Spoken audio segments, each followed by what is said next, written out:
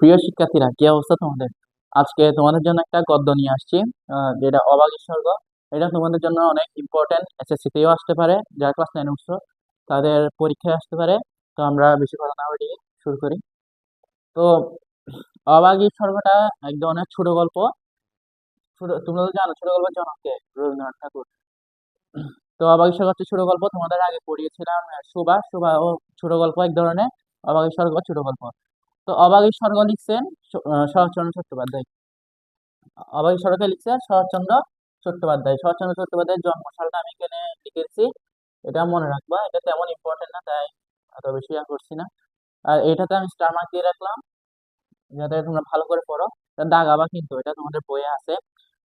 তো তোমাদেরকে আমি আগে বলছিলাম যে কোনো গদ্য পড়ার আগে প্রথমে সেই গদ্যের কই পরিচিতি পড়বা, তারপর সেই গদ্যের পাঠ পরিচিতি, এরপর শব্দ এবং টিকা, এরপর মূল পাঠ। তো এখন যে তুমি সবার ফার্স্টে যদি মূল পাঠ পড়া শুরু করো, তাহলে পরে শব্দ এবং টিকা পরে তোমার মাথায় গুলাই যাবে। তো যার কারণে তোমরা প্রথমে শব্দ এবং টিকা পড়বা মূল পাঠ পড়ার আগে। আর পাঠ পরিচিতি আছে। তো আমরা এখন কবি পরিচিতি নিয়ে পড়ি। শরৎচন্দ্র চট্টোপাধ্যায় 1880 সালে জন্মগ্রহণ করেন এবং 1938 সালে মৃত্যুবরণ করেন। ওনার কবি পরিচিতিতে, তোমাদের বই কবি কবি পরিচিতিতে দুইটা ইম্পর্টেন্ট লাইন আছে। ওইটা হচ্ছে 1920 সালে জগত্তারিণী পদক লাভ করেন। 1920 সালে তিনি কি লাভ করেন? জগত্তারিণী পদক। থেকে? কলকাতা বিশ্ববিদ্যালয়।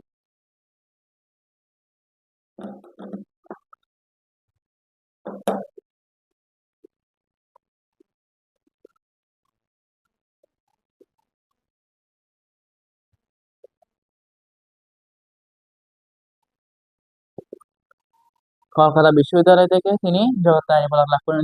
দেখা না হয় এখানে, কিছু মনে করি না, ওদিকে বলে দিলাম আমি। তো আর উনি 1936 সালে ডিলিট উপাধি লাভ করেন। এখন 1936 সালে ডিলিট উপাধি কোত্থেকে পান? এটা হচ্ছে ঢাকা বিশ্ববিদ্যালয় থেকে।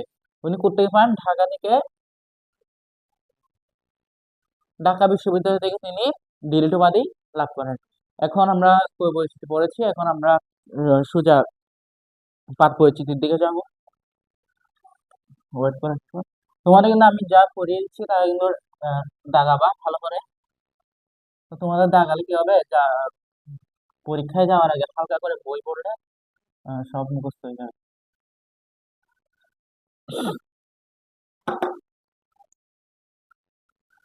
তো আমি তোমাদেরকে উম, সব লেকচারে বলে দিই যে পাঠ পরিচিতির মধ্যে যেসব কিওয়ার্ড ওয়ার্ডস থাকে, তো ওগুলো আমি বলে দিই।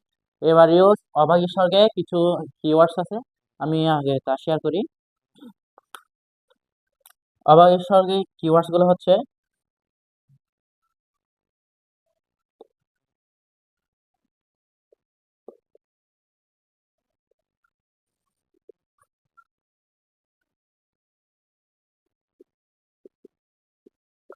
দরিদ্রের প্রতি শোষণ। এটা হচ্ছে তোমাদের এমসিকিউ তে আসতে পারে। এটা এমসিকিউ তে আসবে কি, মানে এখানে মূল কি বুঝাইছে এটা তোমাদের আসবে। দরিদ্রের প্রতি শোষণ এবং বৈষম্য। এখানে কিন্তু তোমরা দেখবা অবাগীর সাথে বৈষম্য করা হয়েছে, উঁচু জাত এবং নিম্ন জাতের মাধ্যমে বৈষম্যটা সৃষ্টি হয়েছে আর কি। তো এখানে বৈষম্য নিবা।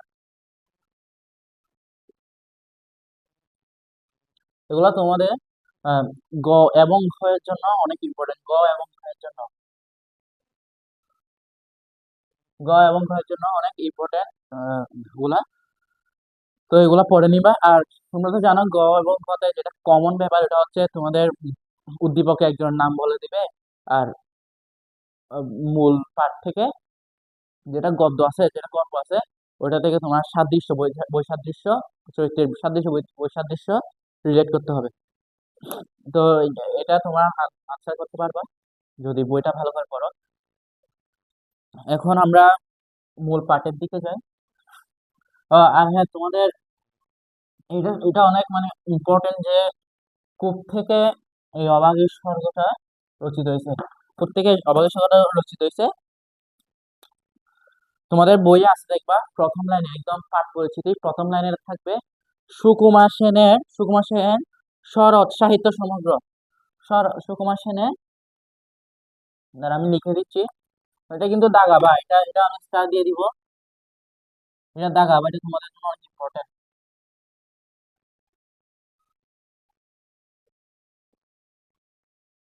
শরৎ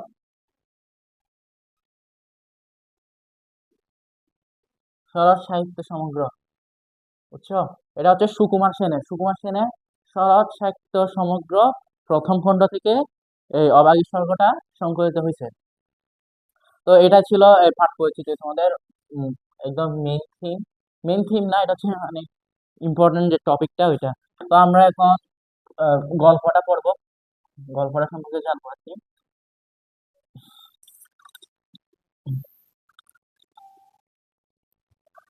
তো গল্পটা এমন ভাবে শুরু হয়েছে, আহ, একজন উচ্চবিত্ত মানুষের ফ্যামিলি নিয়ে গল্প শুরু হয়। ঠাকুরদাস মুখোপাধ্যায়, ঠাকুরদাস মুখোপাধ্যায় আছে এখানে। তো ঠাকুরদাস মুখোপাধ্যায়ের স্ত্রী, বর্ষীয় স্ত্রী বলতে যার বয়স অনেক বেশি, মানে অনেক বয়স হয়ে গেছে ওনার। তো ওনার স্ত্রী কতদিনের জ্বরে, এটা তোমাদের অনেক ইম্পর্টেন্ট আসবে। ওনার স্ত্রী 7 দিনের জ্বরে, 7 দিনের জন্য কি মারা গেলেন। ওনার স্ত্রী 7 দিনের জ্বরে জ্বরে মারা গেলেন। তো এখন ওনার স্ত্রী যখন 7 দিনের জ্বরে মারা যাচ্ছে, ওনারা তো অনেক বড় লোক, তাই না? যারা মুখোপাধ্যায় তখনকার যুগে যারা উচ্চবিত্ত ছিল, তাদের তো অনেক মানে খ্যাতি ছিল, অনেক পরিচিতি ছিল। তো যখন মুখোপাধ্যায়ের স্ত্রী মারা যায়, তখন ওনার আশেপাশের প্রতিবেশী এসে ওই যেটা যেখানে মারা গেছে আর কি, ওই ঘরটা ওরা উৎসবের মতো করে ফেলে। আর এখানে একটা কথা তোমাদের মনে রাখতে হবে, ওনার কিন্তু 4 ছেলে এবং 3 মেয়ে ছিল।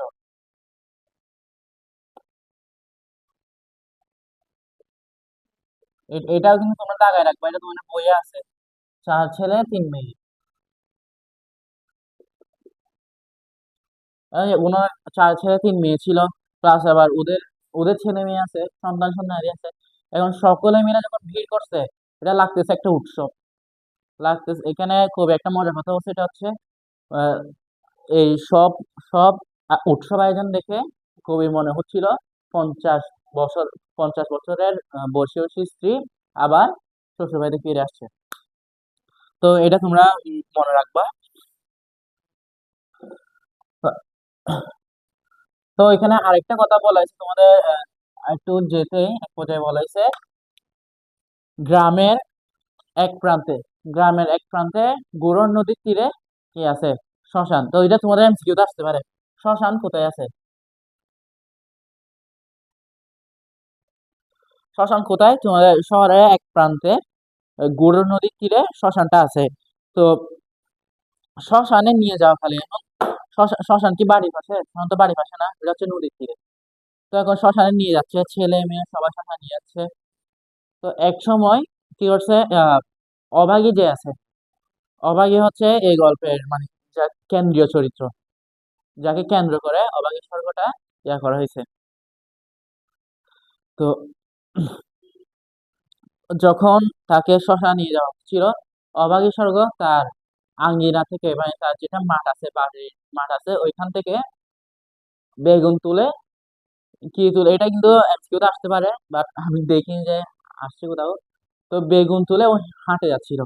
তো হাঁটে যাওয়াকালীন ও ওখানে দেখতে পাই যে মুখোপাধ্যায়ের ঠাকুরদাস মুখোপাধ্যায়ের কি স্ত্রীকে শ্মশানে নিয়ে যাওয়া হচ্ছে। তো ও এটা দূর থেকে দেখে, একটা উঁচু টিলার উপর উঠে দেখে, ও সামনে যেতে পারেনি। কেন জানো? কারণ ও হচ্ছে দুলে জাত বলতে এটা হচ্ছে একটা তখনকার যুগের একটা কি নিম্ন শ্রেণী আর কি। তো দুলে জাত বলে ওর ওখানে যাওয়ার সাহস হয়নি। তো এক পর্যায়ে ওর ছেলে আসে, দেখা যায় যে কবি বলছেন যে 14-15 বছরের একটা ছেলে ওকে ডাকে। তো এটা থেকে আমি জানতে পারি কি, তার ছেলের বয়স,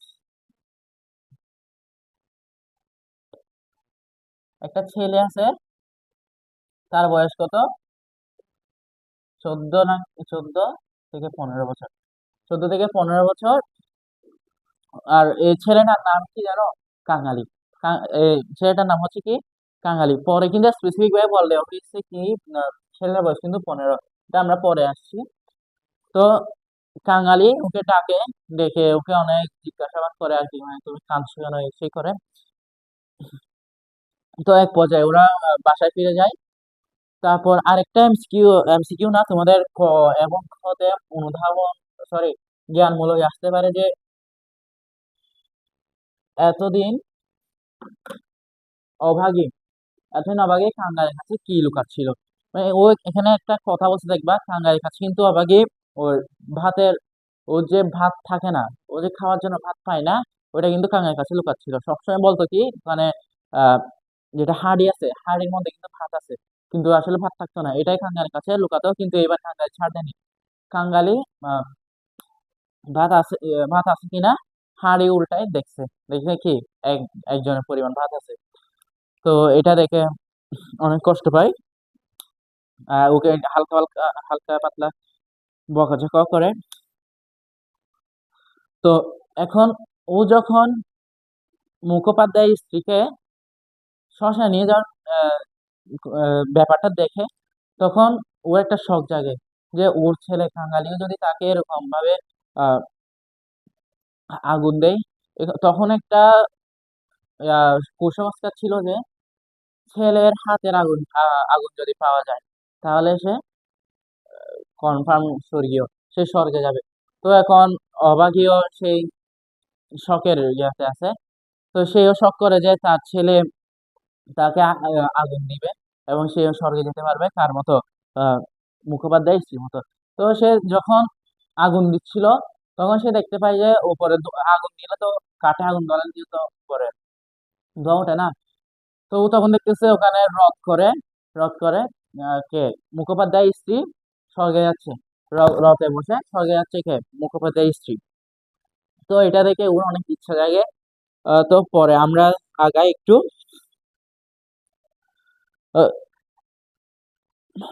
আহ, এখন পর একটু পর এক পর্যায়ে দেখা যায় অভাগীর নামটা কেন রাখা হয়েছে, এটা কিন্তু আমরা জানতে পারি। তো তোমাদের প্রশ্ন আসতে পারে, অভাগী অভাগী স্বর্গ গল্পে অভাগী নামটা কেন রাখছে। অভাগী নামটা কেন রাখছে, কারণ ও যখন হচ্ছিল তখন ওর মা মারা গেছিল। যখন হওয়ার সময় ওর মা মারা যাওয়ায় ওর বাবা রাগ করে ওর নাম কি রাখছে, অভাগী। মানে যার কোনো ভাগ্য না কি, দুর্ভাগা আর কি। তো ওর নাম রাখছে কি অভাগী, এর থেকে ওর নাম হয়ে যায় অভাগী, সবাই জানতে পারে। তো অভাগীর বাবা কি করতো, এটা কিন্তু তোমাদের এমসিকিউ আসতে পারে। তো অভাগীর বাবা ছিল, অভাগীর বাবা নদী থেকে মাছ ধরতো। এটা হচ্ছে অভাগীর বাবার কাজ। তো আম, নদী থেকে মাছ ধরে তিনি আয় উপার্জন করতো। এখানে আরেকটা আহ, চরিত্র আছে, এটা হচ্ছে রসিক বাঘ। তোমরা যারা যারা আগে পড়ছো ওরা জানবে হয়তো। রসিক বাঘ হচ্ছে অভাগী কি স্বামী, প্রাক্তন স্বামী। মানে প্রাক্তন স্বামী বলতে রসিক বাঘ কিন্তু অভাগী এবং কাঙালিকে ছেড়ে চলে যায়। কারণ এখানে কবি আরেকটা মজার কথা বলছে, এটা হচ্ছে বাঘের কিন্তু আরেকটা বাঘিনী ছিল। তো এটা তোমরা হয়তো বুঝছো। তো রসিক বাঘের আরেকজনকে পছন্দ হয়েছিল, যার কারণে সে অভাগীকে ছেড়ে, অভাগী এবং কাঙালিকে একলা ফেলে চলে যায়। তো আমি তোমাদেরকে তো আগে বলছিলাম, পরে কাঙালি বয়সটা আলাদাভাবে বলা হয়েছে। তো এটা জানা কিছু নেই। কাঙালি যখন 15 বছর, ও তো 15 বছর হয়েছে তাই না? তো ও যখন 15 বছর, ও কিন্তু তখন সবে মাত্র কি কিসের কাজ শিখছিল।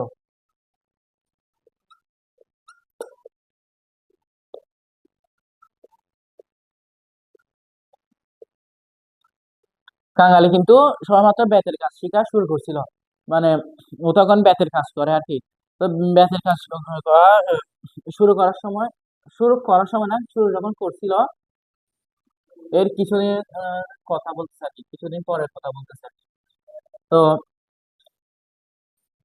একদিনও কাজে যাচ্ছিল, কিন্তু ওর মা অবাগী আর কি, অবাগী ওকে বাধা দেয়। তো অবাগী বাধা দিয়ে বলে আজকে কি কাজ কামাই করতে, অর্থাৎ আজকে কাজ না করতে। তো এটা শুনে তো কাঙালি একদম খুশি। ও আর থামে না, ও কাজ কামাই করে পারে, মানে কাজটা করে না। তো পরে অভাগী বলে আইতুকে রূপকথার গল্প শোনায়। অর্থাৎ অভাগী তাকে রূপকথার গল্প শোনাতে চেয়েছিল। তো কাঙ্গালিও আর না বলে না, কাঙ্গালি শুয়ে যায়, শুয়ে বলে কি রাজপুত্র, কোঠাল পুত্র এবং পক্ষীরাজ গুড়ার রূপকথা বলতে। অবাইকে বলছে কি রাজপুত্র, কোটাল পুত্র এবং পক্ষীরাজের রূপকথা বলতে। তো অবাগিয়া শুরু করে দেয়। এক পর্যায়ে অবাগী ছোটকাল থেকে এই গল্পগুলা শুনে আসছিল।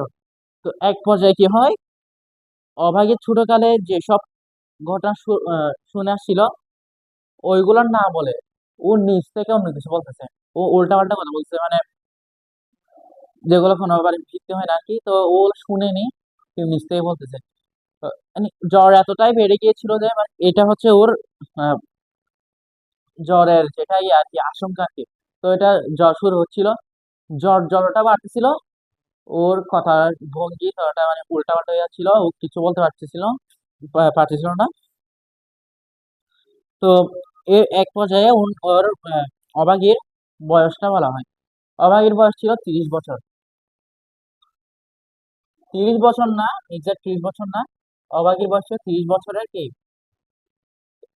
আশেপাশে।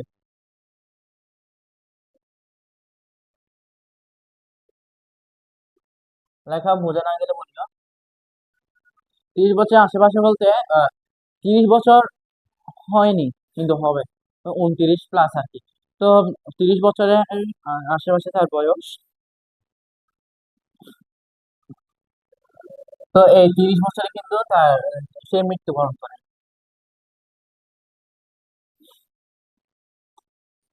তো এখন সে যখন মারা যাচ্ছিল, মানে ছটফট করছিল, তখন কাঙ্গাল এটা বুঝতে পারে, বুঝতে পেরে সে কবিরাজের কাছে দৌড় মেরে চলে যায় কবিরাজের কাছে।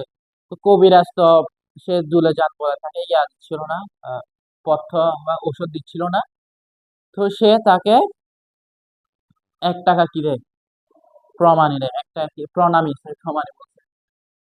1 টাকা কি দেয়, প্রণামী দেয়। প্রণামী অর্থাৎ এটা হচ্ছে প্রণামী অর্থ হচ্ছে ওকে আমরা যেমন ডাক্তারের দোকানে গেলে, ফার্মেসিতে গেলে কি দিই, টাকা দিই না, ওষুধ কেন্দ্রে টাকা দিই না। এবং কবিরাজকে ওষুধ নেওয়ার জন্য তাকে, ওষুধ না, এটা হচ্ছে এক প্রকার বড়ি, বডি নেওয়ার জন্য তাকে কি দেওয়া হচ্ছিল, 1 টাকা প্রণামী দেওয়া হচ্ছে। মানে এবার চিন্তা করো তখনকার যুগে টাকার কত মূল্য ছিল, 1 টাকা তাকে প্রণামী দেওয়া হতো। তো 1 টাকা প্রণামী দেওয়ার পর তাকে গুটি চারেক কি দিচ্ছিল, বড়ি, বড়ি অর্থাৎ ওষুধ আর কি, ওষুধ টাইপের কিছু দিয়েছিল। তো কয়টা, এটা কিন্তু তোমাদের এক্সাম আসতে পারে।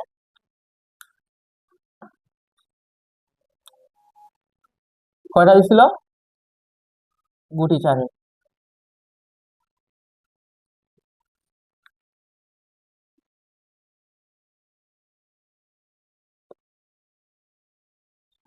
গুটি চারেক কি ছিল, 4 এক বলতে এটা 4 এক না, এটা হচ্ছে 4 জুটে, মানে 4 এক, মানে এটা বলতে গেলে 4 5 এরকম করে দিছে আর কি। তো বডি দিছিল যেটা নিয়ে ওর শীঘ্রই কি ওর মাথা চলে আসে।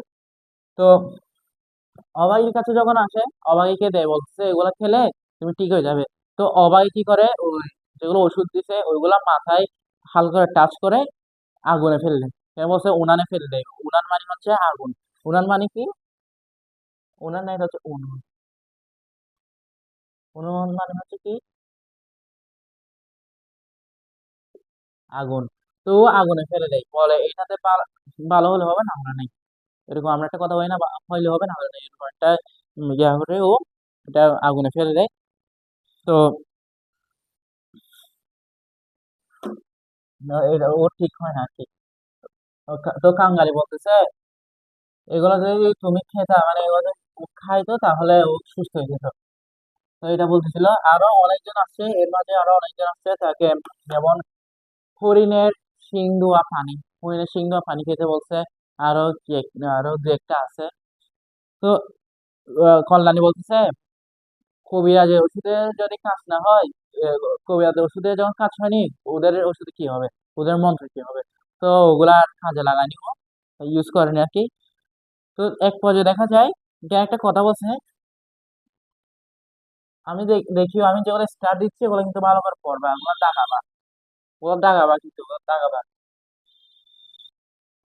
গ্রামের কে?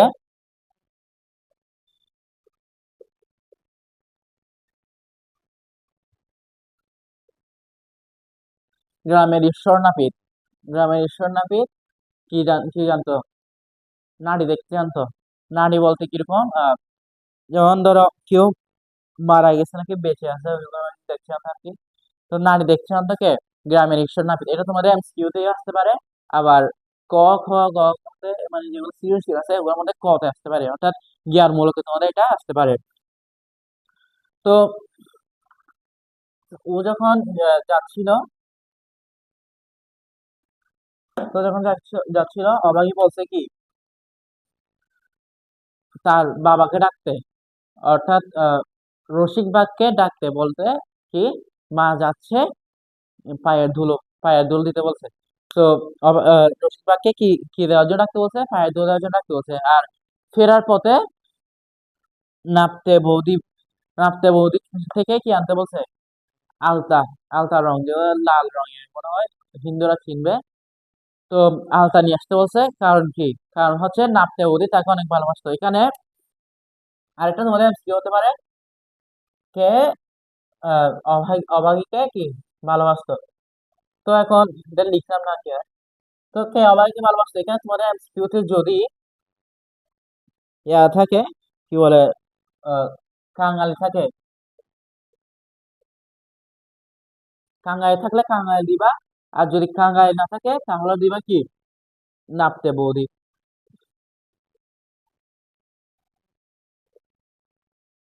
নাপতে বৌদি কি তাকে অনেক কি ভালোবাসতো, যার কারণে সে যদি তার নাম করে যদি কিছু আনা হয় তাহলে দিয়ে দিত। তো এরপর আমরা দেখি, তো ইয়ে আসে, কি বলে, রসিক বাঘ আসে। রসিক বাঘ এসে দেখে কি অভাগী হাত টেনে মানে এরকম করে ইয়া করতেছে, পায়ের ধুলো পুষতেছে।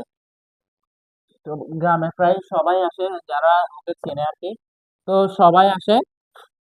তো এখানে রসিকবাগ আছে, রসিকবাগ থেকে যখন পায়ে ধোয়া করতেছিল, রসিকবাগ তো হতভম্ব হয়ে গেছে, বলতে কি রে, আমার মতো একজনের প্রয়োজন এই দুনিয়ায় আছে তার কাছে। তো এটা ভেবে ও অনেক দুঃখ পাইছে, আবার খুশিও পাইছে। খুশি পাইছে কিনা জানি না আমি। তো দুঃখ পাইছে অনেক। তো রসিকবাগ কান্না করে দেয়, এক পর্যায়ে ও কান্না করে দেয়। পরে রাখালের মা, কে? রাখালের মা রসিকবাগকে কি বলছে? পায়ের ধুলো দিয়ে দেওয়া হয়। মানে রশিদবাগ যখন খতম হয়ে গেছিল, তখন ওকে বলতেছে কি পায়ের ধুলোটা দিয়ে দিতে। তো রশিদবাগ ওকে ইয়ে, পায়ের ধুলো দিয়ে দিতে বলছে, এবং বলতেছে কি এমন সতীলক্ষ্মী। সতীলক্ষ্মী বলতে কি জানো? সতীলক্ষ্মী হচ্ছে মানে অনেক ভালো। তোমরা যারা হিন্দু আছো বিশেষত ওরা জানবা যে লক্ষ্মী কাকে বলে। একটা তোমাদের আহ, দেবী, মেবি কি একটা আছে, তো দেবী আছে, তোমরা ওকে লক্ষ্মী বলো। তো লক্ষ্মী বলতে ও অনেক ভালো, তাই ওনাকে বলছে কি সতীলক্ষ্মী। এমন সতীলক্ষ্মী বামুন কাইতের ঘরে না জন্মে আমাদের দুলের ঘরে কেন জন্মানো?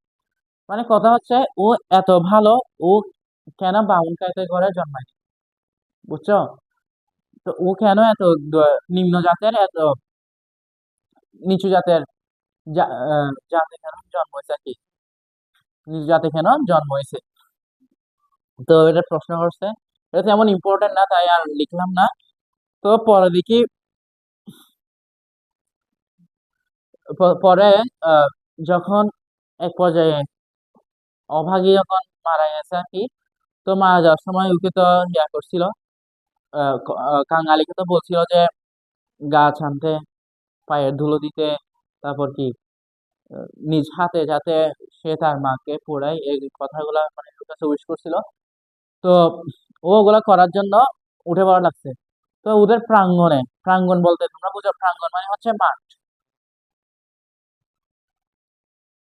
ঘর প্রাঙ্গণ মানে হচ্ছে কি মাঠ। তো মাঠের মধ্যে একটা বেল গাছ ছিল। কি গাছ ছিল? বেল গাছ ছিল। তোমাদের এটা এমসিকিউ আসতে পারে, অভাগীদের মাঠ প্রাঙ্গণ কি গাছ ছিল? বেল গাছ আপাতত এটা কোনো বোর্ডে আসেনি, তাই আমি কিছু বললাম না। বেল গাছ ছিল। তো বেল গাছটা কাটার জন্য বেল গাছটা কাটার জন্য রসিক বা কি করতেছিল, কোদাল দিচ্ছিল। তো কোদাল দিয়ে তো গাছ কাটতে হয়, তাই না? তো কোদাল মানে দিতে না দিতেই দারোয়ান আসে, বুঝছো? তো কোদাল লাইতে না দিয়ে কে আসে?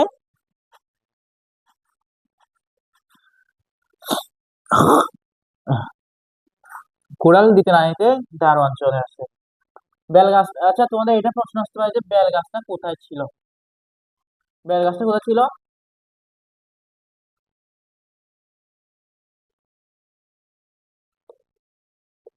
জমিদারের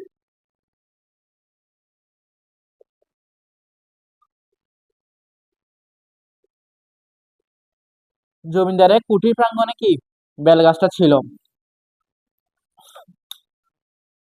জমিদারের কুটির প্রাঙ্গণে কি ছিল? বেল গাছটা। তখন যখন বেল গাছটা পারমিশন ছাড়া কাটতে যাচ্ছে, জমিদারের দারোয়ান এসে কষা একটা থাপ্পড় দিছে। কাকে? রসিক বাঘকে। অর্থাৎ কে? কাঙালির কি বাবাকে। কারণ কাঙালি তো রাগ করে হয়েছে, কাঙালি গরমে গেছে। কাঙালি যখন প্রতিবাদ করতেছিল তখন আরেকটা কথা এখানে কিন্তু বলেছে, যেহেতু এটা ভারতীয় ভারতীয় ভারতীয় না, মানে ওইদিকে আর কি হিন্দুস্তানে যেহেতু ইয়া ছিল, দারোয়ান ছিল, হিন্দুস্তানে যেহেতু মানুষ ছিল, উনি একটি অশ্রাব্য ভাষায় গালি দিছে। অশ্রাব্য বলতে তো বুঝে, অশ্রাব্য বলতে হচ্ছে যা শোনা যায়, মানে শোনার অযোগ্য, শোনার যোগ্য ভাষায় কি দিছে? গালি দিছে। তো গালি দেওয়ার সাথে সাথে ও মারতে যাচ্ছিল না, যেহেতু ওর মাথা গরম, দারোয়ানের মাথা গরম, তো দারোয়ান মারতে যাচ্ছিল। এমন সময় মনে পড়ে কি কাঙালি কি হচ্ছে, মরা ছুঁয়ে আছে। তো তখন একটা সংস্কৃতি ছিল, সংস্কৃতি বলতেছে কুসংস্কার ছিল। কুসংস্কার ছিল যে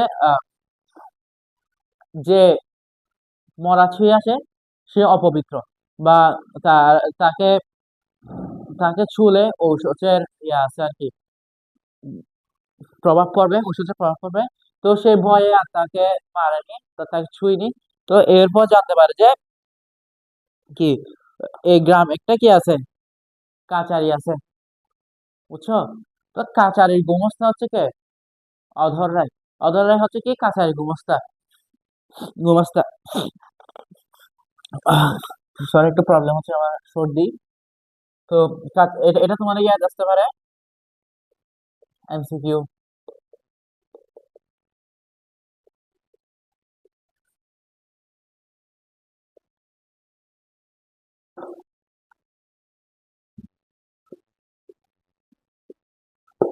কাছারি গোমস্তাকে অধর রায়, এটা তোমাদের বইয়ে আছে, এটা আমি স্টাডি রাখলাম, এটা আসতে পারে। কাছারি গোমস্তাকে অধর রায়। তো অধর রায়ের কাছে যাই। অধর রায় তাকে মানে অসম্ভব গালাগালি করে, অসম্ভব মানে যেগুলা তোমাদেরকে আমি বলতে পারবো, ওখানে বইও বলেনি, আমিও বলবো। তো ওইরকম ভাবে গালাগালি করে, যার কারণে সে আর ইয়া করেনি।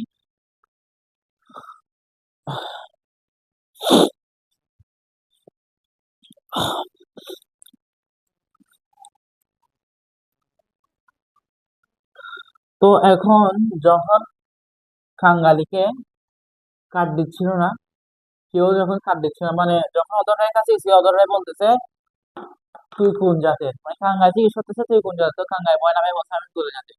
তো বলছে কি দুলে জাতের আবার গাছ লাগে, মানে মরা দেহ পোড়ার জন্য কি গাছ লাগে? ও যেহেতু দুলে জাত, ও যেহেতু নিচু জাতের, তো ওর কি গাছ লাগবে? লাগবে না। ওটা কিন্তু তখনকার যুগে কি ছিল, কুসংস্কার ছিল।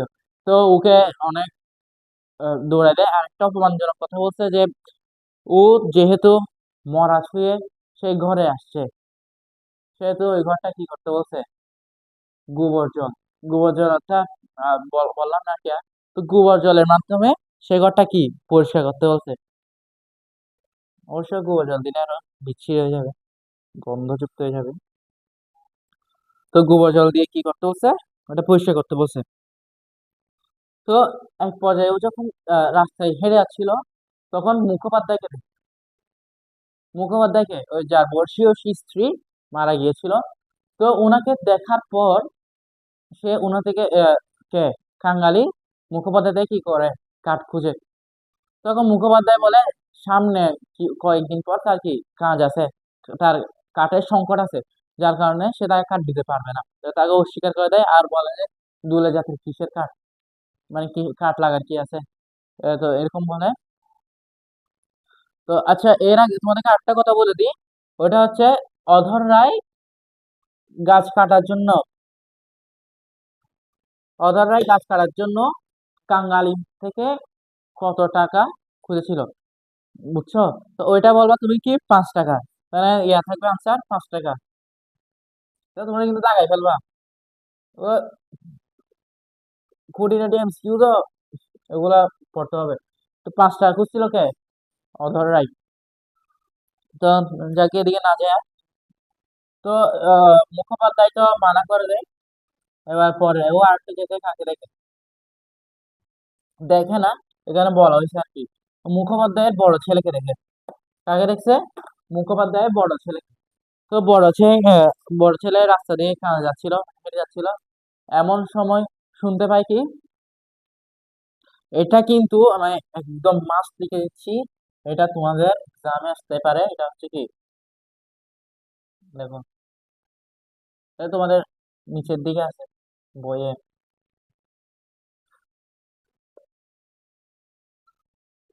সব বেটারা এখন,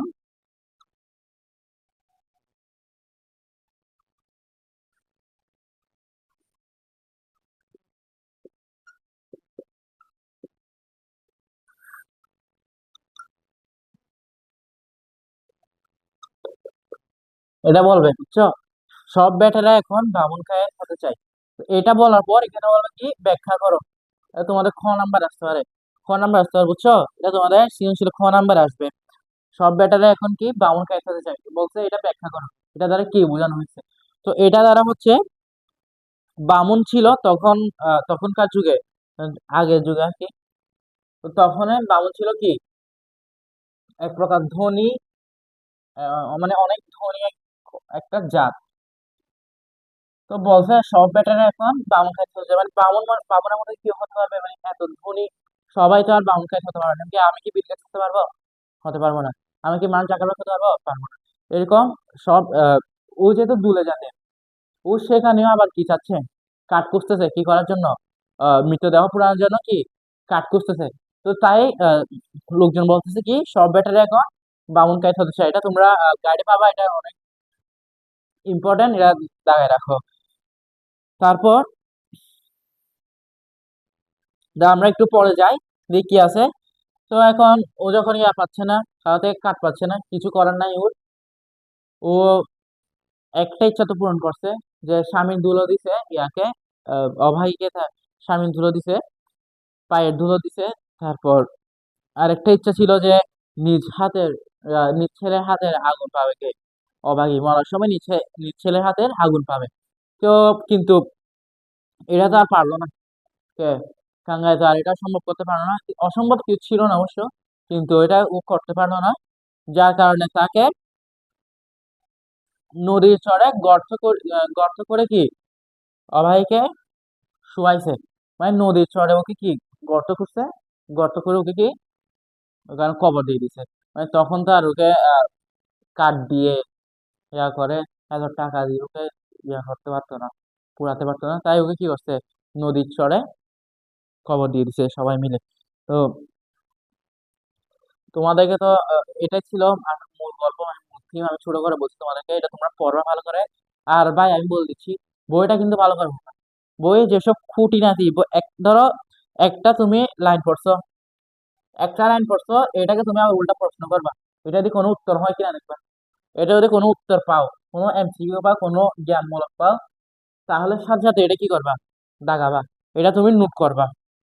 না নোট করলে কি হবে, এক্সামের আগের দিন বা এক্সামের সময় তুমি এটা জাস্ট একটা ক্লাস দেখে নিবা, পরে দেখবা তোমার 100% কমন চলে আসছে, যেটা মনে থাকবে আর কি। তো সব মিলাই এটা হচ্ছে তোমাদের অভাগী স্বর্গ। আমরা এখানে কিছুটা কয়েকটা চরিত্র বলে দিই, যে এগুলো এগুলো হচ্ছে আমি এখানে বেশি বলছে আর কি। সর্বপ্রথম কে, অভাগী। দ্বারা আমি অনেকে লিখে দিই। এক নাম্বার কে অভাগী, এটা এটা থেকে আছে। এক নাম্বার অভাগী, দুই হচ্ছে কাঙালি। এটা হচ্ছে প্রধান চরিত্র, এটা কেন্দ্রীয় চরিত্র। কেন্দ্রীয় চরিত্র হচ্ছে আহ, তারপর হচ্ছে কে কাঙালি।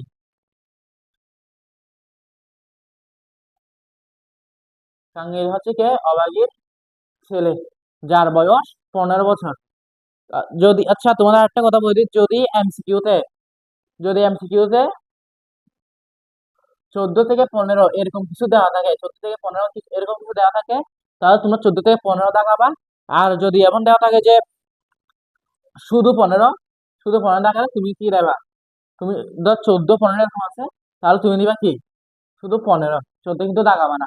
14 সঠিক না, সঠিক হচ্ছে কত? 15। তো এরপর দেখি, তো কাঙ্গালি, আরেকটা আরেকটা কথা, কাঙ্গালি কিসের কাজ করতো? বেতের কাজ করতো কাঙ্গালি। তো এটাও তোমাদের এমসিকিউতে আসতে পারে। তো এরপর দেখি আমরা 3 নাম্বার আছে আছে কে, কে আসছে, কে আসছে চিন্তা করো। রসিক বাঘ।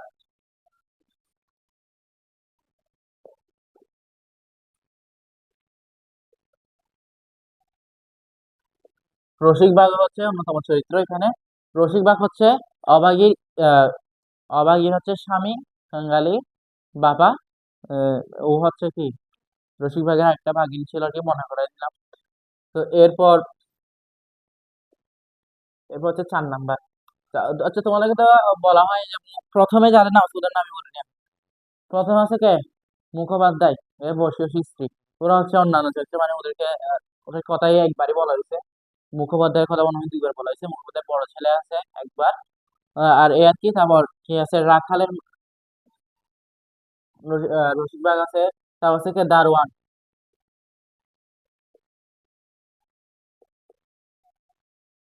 দারোয়ান আছে। দারোয়ানের পর আছে কে, দারোয়ানকে এত বুঝছো তোমাদের, আবার বলে দিই।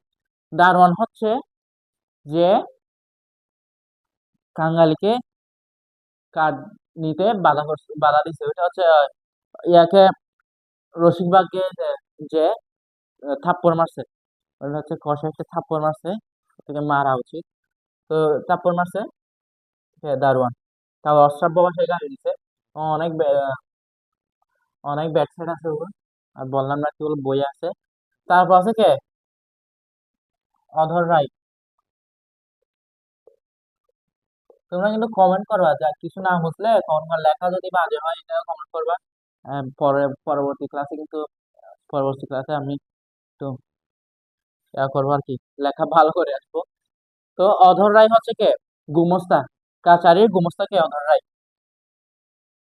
তোমার খাতা কলম নিয়ে বসছো আদৌ? খাতা কলম নিয়ে বসো বুঝছো? যা বলতেছি তার ঠাস ঠাস নোট করে ফেলো। আমি কিন্তু তোমাদেরকে একদম প্রত্যেকটা লাইন থেকে আমি প্রশ্ন নিছি, দেখছি কোনটা ইম্পর্টেন্ট কোনটা ইম্পর্টেন্ট না। তারপর বোর্ড অ্যানালাইসিস করে দেখছি আমি কোনটা ইম্পর্টেন্ট কোনটা ইম্পর্টেন্ট না। আমি তোমাকে কিন্তু টাকা দিচ্ছি, তো বই নিয়ে বসবা। আশা করি তোমার পরীক্ষা আসবে। তো কাচারি গুমস্তা কে ছিল? অধর রায়। অধর রায় ছিল কে কাচারি গুমস্তা। এরপর কে আসে? অধর রায়ের পর আসে কে রাখালের মা। আচ্ছা, সরি, ইয়ে আছে কবিরাজ আছে। তারপর আছে কে ঈশ্বর নাপিত। তারপর নাপতে বৌদি আছে। Then আরো অনেকে আছে, বাট তোমাদের এত কিছু মনে মনে রাখার কিছু নাই। জাস্ট মনে রাখবা ঈশ্বর নাপিত। ঈশ্বর নাপিত কি করছিল? ঈশ্বর নাপিত কি জানতো? নারী দেখতে জানতো, এটা তোমাদের বইয়ে আছে। লেখা নিচে আছে, লিখলাম না। তো ঈশ্বর নাপিত কি জানতো? নারী পরীক্ষা বলতে আহ ও সুস্থ নাকি অসুস্থ এটা দেখতো আর কি। তো ঈশ্বর নাপিত নারী দেখতে জানতো। এরপর আছে কে রাখালের মা। রাখালের মা হচ্ছে অবাহিকে কিছু কথা বলছিল, মানে ওর সুনাম করছিল আর কি, যে ও বামুনদের ঘরে না জন্মে কেন এত দূরে পরিবার জন্মগ্রহণ করছে। ওইটা ছিল ওর কথা এখানে শুধু। তো এরপর আছে কে এটা কে মুখোপাধ্যায় মশাই তো ওকে কাট দেয়নি।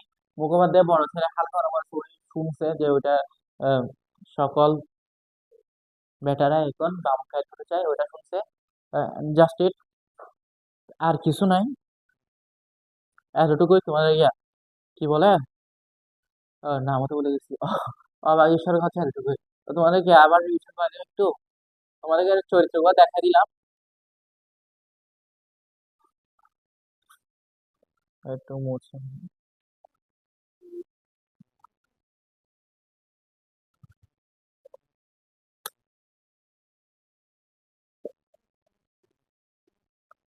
তো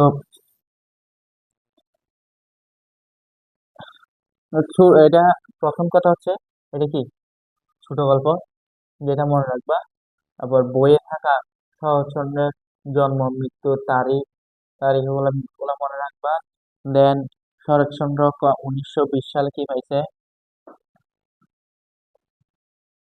1920 সালে কি পাইছে, কলকাতা বিশ্ববিদ্যালয় থেকে জগত্তারিণী পদক লাভ করছে। তারপর আছে কি, আহ ডিলিট উপাধি পাইছে থেকে, ঢাকা বিশ্ববিদ্যালয় থেকে। ঢাকা ঢাকা বিশ্ববিদ্যালয় থেকে কি পাইছে, ডিলিট উপাধি পাইছে। এটা মনে রাখবেন হচ্ছে কই পরিস্থিতিতে। তারপর তোমাদেরকে যেটা কিওয়ার্ড বলছিলাম পাঠ পরিস্থিতি থেকে, ওইটা হচ্ছে কি দরিদ্রের প্রতি। আবার লিখে দিচ্ছি ভাই, তোমরা যাতে মনে পড়ে সব।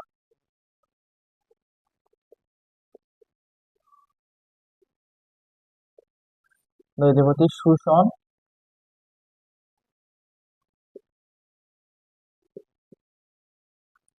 শোষণ এবং কি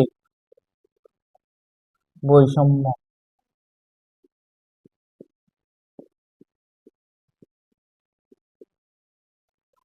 শোষণ এবং বৈষম্য হচ্ছে এখানে থাকবে। মানে এখান থেকে তোমরা গ এবং গ ঠিকই আনসার করে ফেলতে পারবা। তো এখানে তোমাদের প্রশ্নটা এমন আসবে যে আহ, তোমরা একটা কমন বিষয় হচ্ছে এখানে একজনের নাম থাকবে, ধরো রহিম করিম থাকবে, ওর নামের সাথে ওদের সাদৃশ্যপূর্ণ ভাব দেখাতে বলবে, বা ওদের বৈসাদৃশ্যপূর্ণ ভাব দেখাতে বলবে। বা এখানে দুইজন নাম থাকবে, একজন ধরো অধর রায় আর একজন ধরো খাঙ্গালি।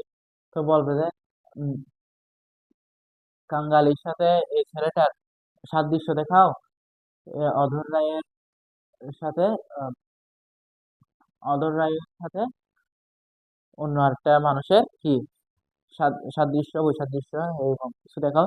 তো এটাই বলবে। তারপর একটা আছে কি, আর কি আছে, রিভিশন দেওয়া তার কিছু নেই। ও আচ্ছা হ্যাঁ, অভাগী স্বর্গ গদ্যটা কোত্থেকে আসছে,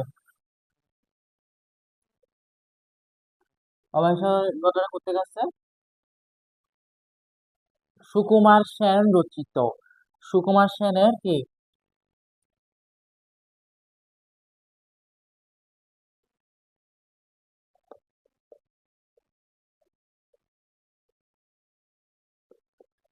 সুকুমার সেনের কি, এটা আমি অন্য কলম দিয়ে লিখতেছি যাতে তোমরা এটা হাইলাইট করো আর কি। তো শরৎ,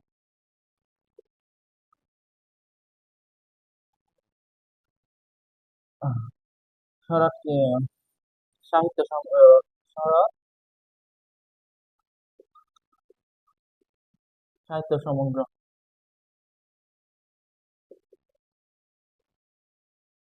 শরৎ সাহিত্য সমগ্র হচ্ছে এটা কি এখান থেকে সংকলিত হয়েছে, সরি, শরৎ সাহিত্য সমগ্র থেকে অভাগী স্বর্গ কি প্রথম খণ্ড থেকে, শরৎ সাহিত্য সমগ্র প্রথম খণ্ড থেকে,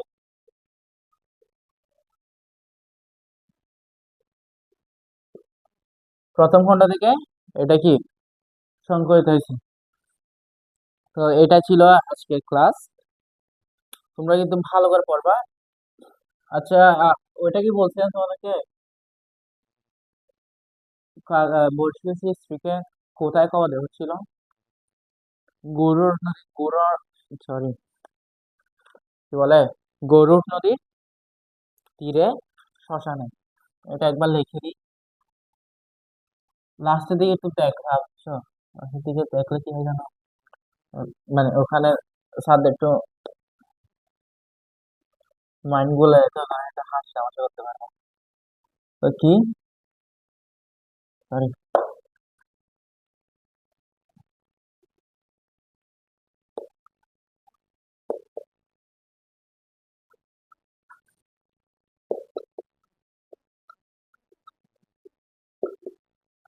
গরু নদী তীরে কি?